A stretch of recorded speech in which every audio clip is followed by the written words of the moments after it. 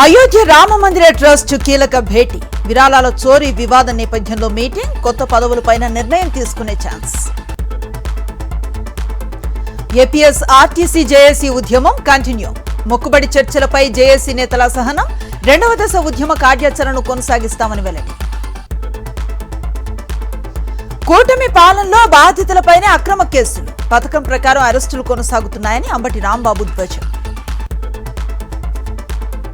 Tourism శాఖపై CM Revanth సమీక్ష, తారామతి బరాదరిని మరింత అభివృద్ధి చేయాలని నిర్ణయం, వికారాబాద్ లో టూరిజం పైన ఫోకస్ పెట్టాలని అధికారులకు ఆదేశం. కాంగ్రెస్ ప్రభుత్వం వ్యవసాయాన్ని గాలికొదిలేసింది, రాష్ట్రంలో రైతులు తీవ్ర ఇబ్బందులు ఎదుర్కొంటున్నారు, రేవంత్ సర్కార్పై మాజీ మంత్రి లక్ష్మారెడ్డి ఆగ్రహం.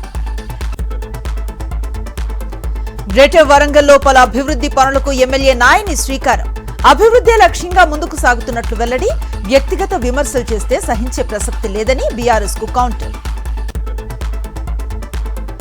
తెలంగాణ ఉద్యమకారుల గుర్తింపు కమిటీ సమావేశం రసాభాస, విద్యార్థి సంఘాల మధ్య ఘర్షణ, అభిప్రాయాలు సూచనల విషయంలో కుదరని ఏకాభిప్రాయం. కామారెడ్డిలో ఏబీవీపీ ఆధ్వర్యంలో ఆందోళన, నిరసన ర్యాలీ, ధర్నాలో పాల్గొన్న స్టూడెంట్స్ స్కాలర్షిప్లు, ఫీజు రియంబర్స్మెంట్ నిధులు వెంటనే విడుదల చేయాలని డిమాండ్.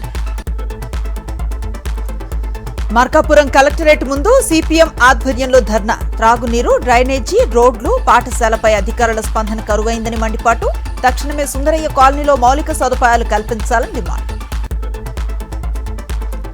వైఎస్ఆర్ జిల్లా కలెక్టరేట్ వద్ద అంగన్వాడీల భారీ ధర్నా, వేతనాల పెంపు, ఖాళీ పోస్టులను భర్తీ చేయాలని డిమాండ్, సమస్యలు పరిష్కరించే వరకు పోరాటం కొనసాగుతుందని హెచ్చరిక. ఏపీ వ్యాప్తంగా రోడ్డెక్కిన దస్తావేజు లేఖర్లు, అనకాపల్లి జిల్లా లంకెలపాలెం సబ్బవరం సబ్ రిజిస్ట్రార్ ఆఫీసుల వద్ద ధర్నా, జీవో నంబర్ 396 రద్దు చేయాలని డిమాండ్. ముంబైలో వర్ష బీభత్సం, స్తంభించిన రవాణా వ్యవస్థ, ఎయిర్పోర్ట్లో విమాన రాకపోకలకు అంతరాయం, 17 విమాన సర్వీసులు రద్దు.